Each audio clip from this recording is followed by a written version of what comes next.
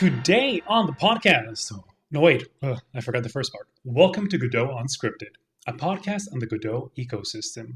Today on the podcast, we have Arran from Smitner Studio, a dev originally from New Zealand who is now in Germany. A man of many talents, he has tried his hand at various projects, and his most recent one, Hazard Pay, is gearing up to be a big one. With a Steam page set up and a successful playtest underway, it's something well worth looking to. Arran, how are you?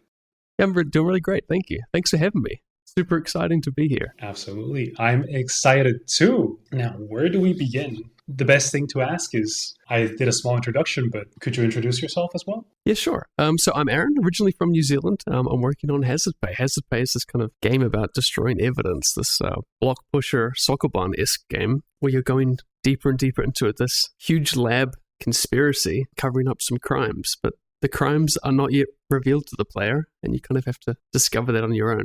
I've been building games really since as long as I can remember, writing simple batch scripts in Windows to do, choose your own adventure stories, and then using Game Maker and all that stuff. And it's just a hobby that I've never really put down. Hazard Pay will be like my first big commercial release. I mean, I've done perpetual prototyping, as most developers are familiar with. Tried VR games, I've tried 3D games, but I thought 2D pixel art, low scope might actually make it over the finish line. So here we are. Low scope is always the way to go. That sounds crazy to me that you've been doing this forever. Can you remember what inspired you to start making games and start creating them? Oh, one of the earliest memories I have with gaming is these floppy disks that had the 40 games in one, right? Yeah. I think one of them had like Commander Keen or games like this. And I guess seeing like the emotional reaction of my family playing these games, we used to like kind of all huddle around the CRT display and play these games, and also the Goosebumps games, right? Like the emotion that would evoke from everybody being terrified from this, 64 by 64 pixel sprite effectively. That really drew me in. So like what you can do. Yeah, I just always love building things. Programming and building games allows you to realize your ideas. That was always like a very powerful feedback loop for me. Of course, it sounds like you have your intrinsic motivation figured out. Sure. I really want to know about these first games you created with shell scripts you mentioned. Choose your own adventure? Yeah, I mean, like this was really, really basic, right? But it's really like, what is your name? Right? You enter your name when I'm first learning programming. It was really, really simple. Do you open the store? Do you turn around? And kind of just having this branching narrative. But to be honest, it didn't hold my attention for that long, because kind of building that system out without any kind of programming experience ends up with like a super complex if statements and kind of keeping all that state. So I quickly discovered Game Maker. I moved on to building, asteroid type games, little platformers, like a little platformer called Gunny I built with my friend. That was just like a simple shooting platformer. But I convinced our school actually at the time to put Game Maker like on all of the computers. Ooh. Because I convinced the IT guy at the time that everybody can learn. We should put Pivot and Game Maker on all of the computers. And Pivot was this kind of like stick animation software, if you've heard of it. No, I have not. Yeah, so Game Maker really that's what really like blew it up, I guess, the interest, because that made it so easy. I mean, at the time I was using like this kind of visual block-based programming, and you could just get the results really, really quickly. That's crazy to me. And do you still have these games somewhere that we can check them out? No, unfortunately not. They're lost to time. No, that's so sad. Yeah, it's really sad every time I think about it. And I guess that also a big inspiration for me way back was obviously Gary's Mod. Gary's Mod is like a game where you make games effectively, and building maps for Counter-Strike, kind of the source, the Hammer editor. And I spent more time in the Hammer editor than I did in Gmod and in Counter-Strike. And speaking of things lost to time, I've lost all of those maps, and there's hundreds of hours of I put into that. The memory persists. So no, you could be working at Valve with those map designs, I'm sure. No, it was a really great time. I just love creating environments and creating little worlds. Yeah. And could you talk a little bit more about your journey developing games? Did you make further jumps onto other engines, or did you kind of stick it out developing maps using Game Maker? Yeah, I mean, so I did. There was definitely a time where I forgot about it when I left school and got a job, of course. I did eventually pick up Unity way back, 2017, I think. I picked up Unity again, and I had an idea for also a puzzle game called Light the Way, where the game was about you spreading light through this dungeon and kind of avoiding the wind. And the wind was this kind of like cursed enemy that would chase you around. And then I was looking for something that aligned with a little bit more of my values, which is like open source and something which doesn't spy on users or control me, which is when Godot entered the scene. So Godot 3.0 was announced in 2018. I picked that up, and I also dropped this Light the Way project because it was too big. I started working on a puzzle game, or like a re-implementation of a board game, a German board game called The Amazing Labyrinth. And I kind of recreated that in Godot, and I kind of did that all out in the open. So that's still like an open source project. Worked on that for about 2 years just to learn the engine. I shared it, but I didn't actually design the game, really. I kind of just said, hey, look, let's recreate a board game. And I'd say I achieved that mission. I didn't achieve in building a game. It's like a functional prototype. You can technically play it, but there's no like full loop in the game. Yeah. So I also moved on from that. Yeah, but that's how you learn, right? Yeah, absolutely. It was a great way to learn, and also really cool to like share it with the community. And, I have 70 stars on GitHub or something. So I hope someone else got value from it as well. That's what I wanted to ask because, well, it is my job. I gave you a good stalk before the podcast, and I don't see this particular project on the Smitner Studio GitHub. Where can we find it? Oh, right. That was before the reinvention of myself as Smitner, I guess. So that was on my personal website, which is arran.nz. Arran.nz. Yeah. Perfect. It's called Rapid Rescue. The idea was that you control the map and you build these rapids, and you have to basically save people drowning in the river with your boat, and you can play up to 4 people, and you take turns and see who can manipulate the environment to save the people who are drowning or swimming in the river. And this was in Godot. This looks beautiful. Did you do the models yourself? No, I actually commissioned the models from an artist called Quaternion. He's on Twitter. So I commissioned the models for like this open source project, which I had no intentions to sell. I just wanted it to look good. Yeah, I'll tell you, probably the biggest mistake there, though, was actually going from 2D into 3D. I mean, I had the game done. It was 2D. It was working really well. And I was like, no, you know what would be cool? Make this 3D. Oh, no. And then that just blew up the complexity. And then suddenly I was making the animations look beautiful and, like nice easings and whatnot. And I kind of went down that rabbit hole. At least that's the best way to learn, right? You imitate something else. You learn what the differences are. And then you move forward from there. Before I move on to other projects, I want to ask why the reinvention of your internet persona? Well, my friends call me Smitner, so I thought let's create like a studio where I can basically put everything under which I want to basically create to do with game development. Because personally, like under my Arran.nz, that's where I'm doing open source work. Basically anything I make would go under there. And I kind of wanted a pseudonym to basically encapsulate everything to do with games. So, and also just to show the intent that I'm willing to do this and I'm intending to do this professionally and grow, hopefully, a sustainable business where I release multiple games. So it was just like, let's commit to it. Let's register Smitner.studio. Let's kind of create this identity and release the first commercial game. I respect that, and I believe in that with already 1,000 wish lists. But wait, I'm getting ahead of myself. The other projects that I found under the Smitner Studio identity were a VR game where you caught blocks and the Morse code prototype. Can you talk about these? Right, yep. Yeah, the VR game is like a great story of scope creep to an extreme. Godot 3 had VR support. I just got a Valve Index, right? I was super hyped on the topic, and I had this amazing idea for a multiplayer VR game where you would basically be wizards in a tower, where you could basically cut meshes, you could build towers out of blocks. This exchange between fighting and defending your tower. You'd find runes in the ground, you'd put them on a tower. The strength of the rune would be determined on how high it was on the tower. Yeah. So it's kind of this like balance between, do you destroy the other person's tower or do you defend and build so you can put your rune up higher to give you more power? Absolute correct. That sounds cool. Yeah, absolutely. I would love to play it, honestly, and I think it would work really well in VR. So I basically built systems independently. I built like a stability system, using like a node edge graph to determine, whether the top ones could still stand. I implemented mesh cutting, including like the textures, like the UV wrapping to work properly. And both of these items both took like months on their own. Mm. and I was doing it all in C#. Godot 3 days, that also wasn't like a great experience. Yeah, so I kind of had these two systems working independently. I came to the realization that, this looks nothing like a wizard game yet. Oh, shit. Okay. And I haven't even touched multiplayer, which is a huge can of worms. So I think it's probably time to call it.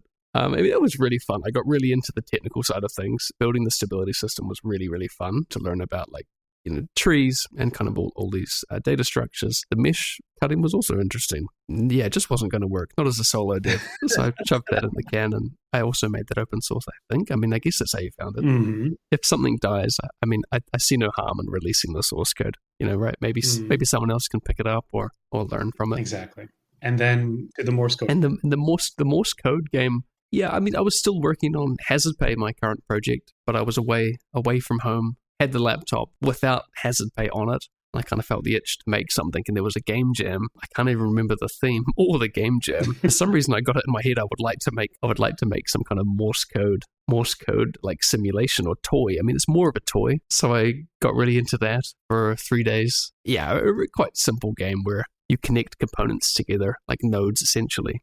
Like decoders, encoders, speakers, you can modulate the sounds. Yeah, so it actually simulates Morse code with signals in Godot. Mm-hmm. That was kind of fun. And it kind of ended up kind of being like an audio synthesizer where I would type in like Morse code, like type like a message. I would connect this to an encoder, go through different speakers and branches to create like sound effects effectively. And that's basically what I ended up doing. But yeah, that was just a small little toy to keep myself occupied when I wasn't at home. Mm-hmm. Hazard Pay also started very small, right? It was a Ludum Dare game jam, if I'm not mistaken. Yeah, that's right. Yeah, so in Ludum Dare 54, I created what was Lab Job. Terrible name. And I had some people on Twitch definitely call me out on that. It sounds like something different, yeah. Yeah, that's that was the thing that came last, the name in the last like hour. Right? It's like, Lab Job, sure, why not? Yeah, that was created in 48 hours for Ludum Dare 54. The theme was limited space. I think the first theme that came to mind for a lot of people was like a truck, right? Like it has limited space. If you kind of look at the submissions, mine kind of falls into that category. Yeah. But what I really wanted to do was some kind of Sokoban crafting system where you'd push A onto B and you would get C. And it actually started out as a kind of like a recipe food game, maybe something similar to like Overcooked. You push the cheese onto the bread and you'd get cheese on bread, and then you push that onto a plate and you'd get right, you get it served up. And I think the limited space was something to do with the counter at the time. But I quickly changed this because it just didn't feel cool. And I got inspired by Breaking Bad, pushing bodies into acid. After recording some sound effects with my mic, basically putting the body into the acid, that kind of just felt really, really good.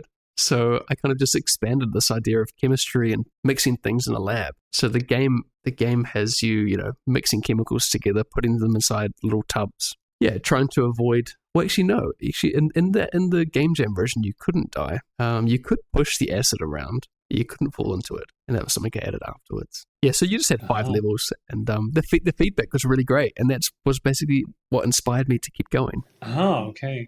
That's fantastic. I also wanted to quickly mention that the Breaking Bad inspiration, you really took it in stride because the menu or the title screen of the game reminds you, as the player, very starkly of Breaking Bad. Right. Was that your intention? I guess it was. Yeah. I mean, I definitely wanted to focus on that, like putting the body in the acid, because I think that's just like a very compelling scene. And maybe this is subconscious, but Hazard Pay is also a name of an episode in Breaking Bad. Oh, really? I didn't intentionally do this, so I hope Vince Gilligan leaves me alone.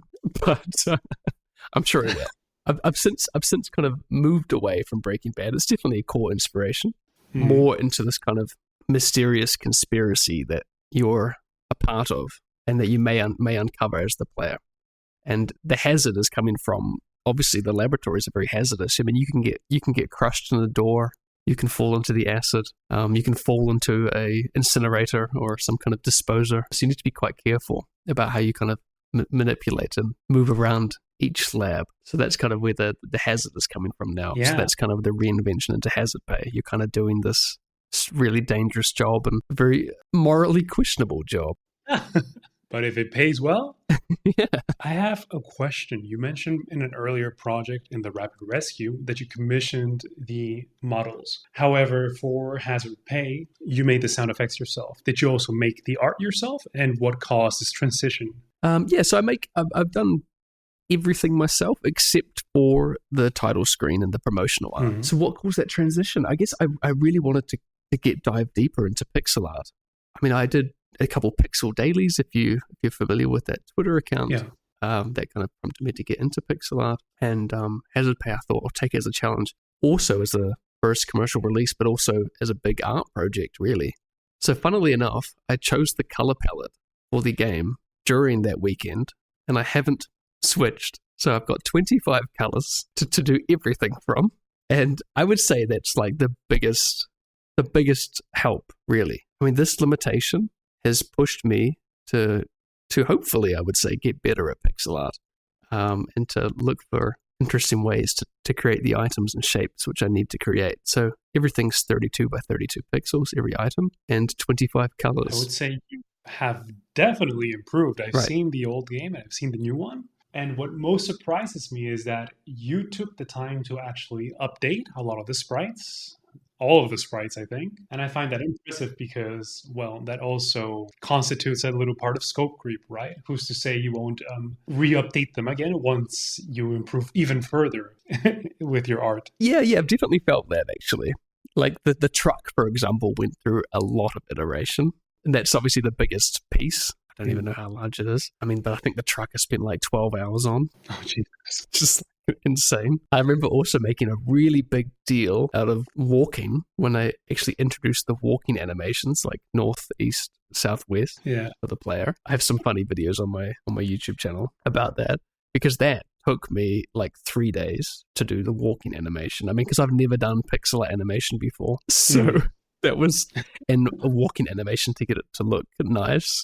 I mean, it's still a little bit janky, but I'm satisfied. I'm going to keep it like it is because I can't deal with it. I mean, and it's good enough, right? That should be the motto. Right. Especially as a solo developer, when you're doing the sound effects, when you're doing the art, when you're doing the programming, and also a good job at marketing, it's only normal that not everything can be perfect. That's exactly right. That's actually like the core mentality that I've held on to this entire time, which is this kind of game jam mentality, right? It's exactly what you described. It's good enough, move on, do the next thing. Like, what's going to create the most value? Players don't care if that's 2 pixels off, right? They care if the game feels good and makes sense or has enough mechanics. So that's definitely something I'm trying to hang on to. As time passes, I would say that it has worn off and does wear off. I need to constantly remind myself that no, like I need to keep this kind of game jam mentality. Absolutely. During this time and up until today, what would you say are some of the biggest challenges you faced developing this game? I would probably level design and actually making the puzzles. That is extremely challenging. So building mechanics and all of this stuff is to program this is fun.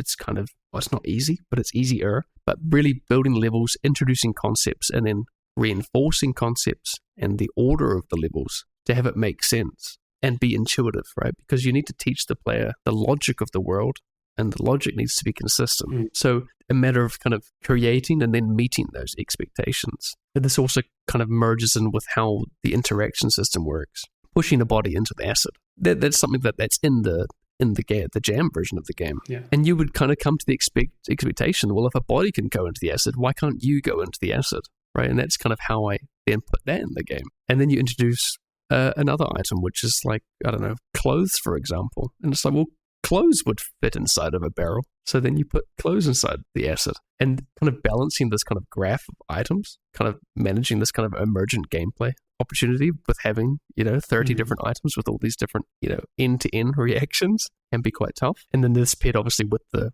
level design, probably a mixture of both of those, not strictly level design. But the reason I think of level design is because I end up procrastinating, and I built this really elaborate level editor instead of building levels. I saw it. I was wondering, is this a tool just for the developer? But then I saw that it's intended also for players. That's right. Which I think is genius. That's right, yeah. But I'm not sure I would do it for an early access game. Yeah, I mean, like... How much effort went into it? Probably, yeah, three weeks a month, I guess, was put into this. And it does really help. Without a doubt, I could iterate a lot faster. I can build a level in a couple of minutes if I have a decent concept, as compared to using the Godot tile map editor and whatnot. That has a lot of kind of UX issues, and it kind of becomes kind of frustrating after a while, after you're repeating the same thing over and over again.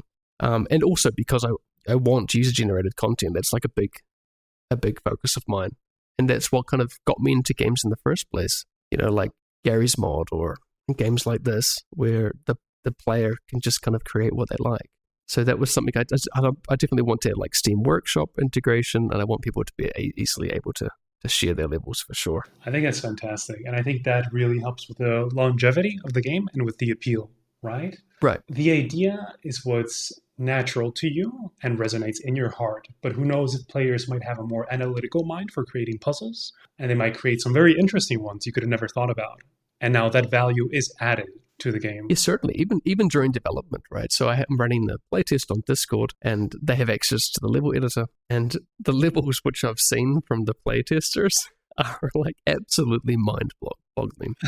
I have this one item. I have like an electrical system, which you can kind of build batteries, put them onto the circuit, and that can then actuate doors. And the doors can actually move items. I normally have them between walls, so they don't move items, they just open or close. You can either pass or not. If you power the door, it can then push an item, so it could theoretically push a body into acid. Or it could push another battery onto another circuit, which could then move another door, and so on and so forth. And you end up with these Ruby Goldberg machines, and you end up with like some form of redstone, effectively, in my game. And players have spent, hours upon hours making levels that are insanely complicated, whereas I'm trying to focus on levels which are easy to learn. Yeah, I think it's a perfect segue into my next question, because I played all 11 levels in the playtest, right? Since the 12th one was design your own level. And I saw I really like that, the intent that it's kind of, you put the player in the level, you're like, give a little bit of the story, but aside from that, there's no more tutorial, right? You should just say, clean up the scene, and you let the player figure it out. How intentional is this? And do you plan to have a tutorial later on, or do you want to move forward with this system where the player discovers everything? Yeah, I don't want to have a text tutorial, that's for sure. I would like the tutorial to be invisible, and that's something that I'm actually refining right now. So I've actually removed all the levels on the current playtest, and I'm building everything again, taking in all the feedback. So using techniques like forced interaction, right? So if you go down a corridor, the first time you encounter a body in an acid, I kind of want the first time you encounter it, you can't really do anything else. But if you just press left on your joystick, you will eventually put the body into the acid. And then you learn, okay, bodies go into the acid. And then reinforcing these concepts later. So for pragmatic reasons such as localization, and just to really sell the mood and the mystery in the game, I want to keep it as little text as possible. I want the player to kind of derive their own ideas about what this world is and what's happening and what job you're doing. Yeah. So the less text, the better. It sounds like this playtest has really helped you out and given you a lot of feedback. When did you decide to open the game and do such an early playtest? Oh, yes. It was 6 months ago at this point. Yeah, as soon as I had about 10 levels, I thought that's enough to get some playtests. I did do some kind of long 1-hour Discord calls with some friends where I'd send them a build. They'd share their screen. I would ask them to articulate their thought process, and I would try my best to stay silent. Yeah. I think that's a mission. Did they give you honest feedback, or yeah, was they gave me really they gave me really great feedback about interactions that weren't obvious, or why can't I move here, where the environment was not contrasting enough with where you can move or where you can't move. So kind of the visual style as well. And that was a big help. I don't know what inspired me to just open it up to Discord, but it just kind of made sense. I mean, you hear it a lot. Playtest often, get feedback as soon as you can. I went as far as to automating all of that, so I could basically run a git tag, push, 5 minutes later, it would post to the Discord channel, there's a new version of the playtest, and people could try it out, and then I'd write like a little change log. So there was definitely like a period where I was pushing playtest updates very frequently, but that has slowed down recently as I upgraded to Godot 4.3, which deprecated the tile map and had to basically migrate a lot of the logic because I'm using tile maps quite a lot. So that slowed everything down a little bit. And now everybody's kind of waiting patiently or impatiently for the next build. They're going to wait. They'll wait, exactly. I think most developers or solo developers, being one myself, struggle with that. That if you're developing this game for a long period of time, you kind of become blind to a lot of things and you don't notice that you've been blinded by them. So I think that you doing this playtest has been really intelligent, really smart to help mitigate that, right? Yeah, I would definitely recommend it. And it's a great way to get ideas as well, to be honest. I mean, there's this quote, right? You know an idea is good when it spawns other ideas. And this is also this awesome feedback loop where I'll show something and someone will be like, well, what about this? I recently introduced paper and clothes to kind of set the scene. Like you have to destroy records. And why you need to destroy clothes, I'll leave that for the player to guess. But the idea was, why not stack them together, right? Like you'd expect if you push an A4 piece of paper on another A4 piece of paper that stack on top of each other. And that was like a really simple idea. So I was like, okay, we'll give it a go. We'll do like a hacky implementation. We'll try it out. You know, it was only a couple of lines of code. And it felt really good. I did it properly and added it to the game. And now you can create these kind of recipe structures where you can then stack items on top of each other. You know, this kind of quick iteration and getting feedback as often as you can allows for these interactions, and I can build the game with the community in a sense, or the game develops itself. Yeah, I wanted to ask you about that. Before you had the playtest, before you had opinions from your friends, what was your creative process like? Not only to come up with the puzzles, but to come up, for example, with the asset, that it deletes a tile, deletes an element of the map if it interacts with the asset. Yeah, I mean, I had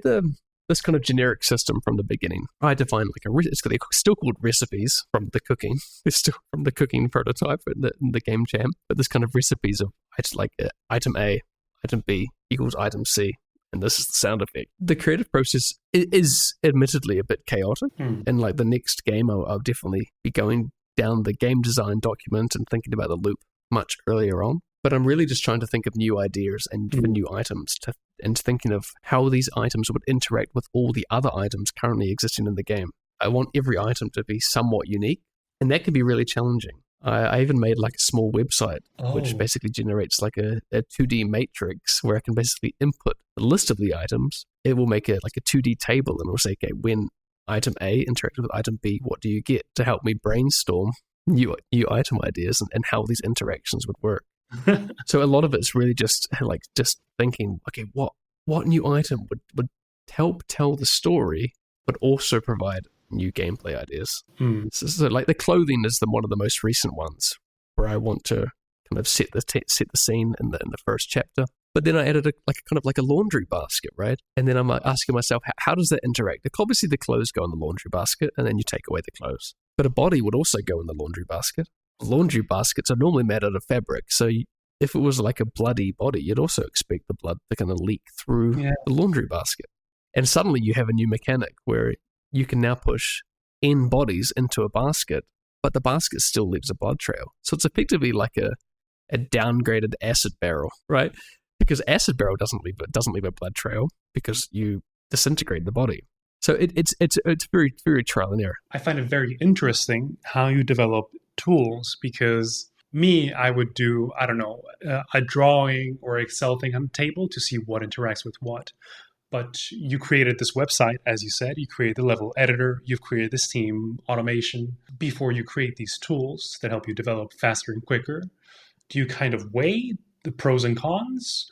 Or do you say, hey, this is really cool, I would like to do this, and then you move forward with that? Yeah, I certainly weigh the pros and cons and think about it. Like the level editor, I really thought about for 2 weeks if I should do it or not. And I tried to make all the levels using Godot's tile map editor. Yeah, I really just think if it's something like a little paper cut, right, and you're constantly doing it, you're constantly getting cut by these paper pieces, whether you can tolerate that or not. I would rather focus on building the game. So I want to get rid of anything which you need to do over and over again, anything repetitive. And if that means clicking this tab, like for example, navigating between tile set and tile map in Godot forgets my last position or something like this, then I want to optimize that, because it's generally how I think about interfacing with computers in general. I would like it to be as seamless as possible. I would like to map my idea onto the game or into the computer as fast as possible.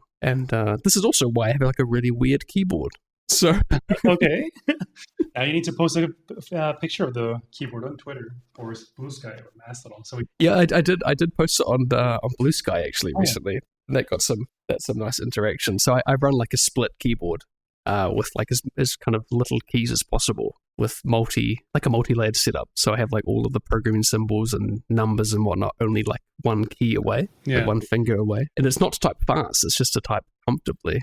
And so exactly like kind of making the interface as seamless as possible. Jesus, a true developer. I see. A question from me, a true project manager, to you, a true developer. How many items and how many levels do you want to have before the release of the game? And do you have a date in mind? I know there's no date on Steam, but I do have a date in mind, but I'm honestly terrified to say it out loud because. So initially, this project was say it. Well, I'll just say I'm hoping April next year is the release. There's a very fitting festival that Steam is hosting, the Sokoban Fest. I'm crossing my fingers that I release during that festival. It would make perfect sense. Levels, 50's the minimum, absolute minimum. So I want five sectors where you go deeper and deeper. Items, I haven't thought about really the number of items, only if it makes sense. So if I can keep exploring new mechanics with the items I have and how they interact, we'll see. Whatever makes sense at the time. I mean, as I kind of develop the story. Yeah, so Sokoban Fest next year. I said it now. So, I mean, are you planning to release full game or early access? Yeah. No, that'll be the full game. Okay. All right. So you're really gonna release everything. Yeah, like I mean, it's in a really great place right now. You know, I have all of the structure set up, sector system, progression, high scores, Steam integration, all of the kind of backbones I have. It's really a matter of pumping out levels. And now that the level editor is done, now I can just kind of put that level editor or level creator cap on, start fleshing it out. Oh, I'm super excited. I work 4 days a week. Fridays is kind of like the ship it day. 4 days of the week, company man. On Fridays is the ship it day. So that's when I can really put my head down and focus on the game. That is incredibly impressive. How do you find the mental focus and strength to be able to power through? On Fridays, I really do have the energy. I mean, I wake up bright and early. I'm jumping out of bed and I can't wait because I know I have the entire day allocated. And that is a huge boost. I will, of course, try to work in the evenings, after dinner or before dinner, after work, and trying to fit it in. But you're never going to get the focus. Having it like an allocated, dedicated time slot is a huge, huge motivator. I can plan ahead during the week what I kind of want to ship on Friday. On Friday, it's full gas. I wanted to ask you to slowly start wrapping up. If you have any advice for people watching, aspiring game developers or aspiring Godot users? Yeah, I mean, it would be build tools and iterate, really, especially if you're using Godot, GDScript. You can just try out an idea so quickly. The engine just really gets out of the way. Just jump in and build things and be prepared to scrap ideas as well, right? Not everything is stuck in place. And build tools. Godot has great support for tools. You annotate the top of your class with @tool, and suddenly it runs in the editor. So just think about the problems that you're encountering repeatedly. Ask yourself, could this be done in a few lines of code? And just give it a go. That would be my advice. Nice. Thank you so much for that. And I think that's a good note to end on. So before we go, plug your stuff. Where can we follow you? Where can we wishlist? Where can we buy anything that you might have? Sure. Yeah, I mean, just Smitner.studio. That would be my website that contains the links to everything you need to know. Hazard Pay on Steam. So you heard it here first, April next year, full release. Perfect. I am super looking forward to this. And on that note, thank you so much for your time, Arran, and thank you to everyone who stopped by to listen. Yeah, thank you very much. It was really fun. This was Godot Unscripted. Da-da-da-da, that's where the music comes in. I'm really into hiking, camping. I camp in the forest with my hammock. Yeah, I find the balance quite important. I live a very technical life. I live on my computer effectively. So I thought when I'm away from the computer, why not do the complete opposite? Go into the forest and, sleep there and create things out of sticks and stones. There's something so fulfilling and so primal about it. I'm definitely moving in that It really is. I can highly recommend it. I mean, known as bushcraft, right? You may have heard that term. No. This idea of like being self-sustained. Like Okay. you can live in the forest, and well, I mean, I couldn't live in the forest. Let's be honest. But like learning how to use tools, how to start a fire, learning about different types of wood, what benefits they have. Like for example, birch bark. I'm not sure if you know this, but birch bark is an amazing fire lighter. Okay. You find like a dead birch tree in your like camping scenario, just cut some bark off, and it is like oil. Okay. It will just burn like nothing else. It's full with resin, and it will start your fire. No worries. Okay, birch bark. I'm writing this down. Yeah. Yeah, it's incredible. Sounds interesting. I'm less into the camping side, but more into the picking up mushrooms, growing my own. I just grew my own salad the other day. Was delicious. Oh, cool. Uh, What did you grow? I grew romaine lettuce, red romaine lettuce, and another one which I can't remember. Nice. Yeah, I just grew some off like a few weeks ago. Harvested all the basil that we planted as well. So delicious. Basil. You made some pesto? Or what? Yeah, absolutely. Basil pesto pasta. I mean, come on. You have to. Yeah. Yeah, absolutely. Yeah, it's really satisfying, right? I mean, because we live in a world where instant gratification is everywhere, and gardening and things in nature take a long time, and I think that's a humbling comparison. Yeah, and it's the feeling of or contrast, rather. I did this, like I made this, like I planted it, I took care of it. I don't know. You start feeling, I wouldn't say like a god, but like really connected with the earth. Yeah, absolutely.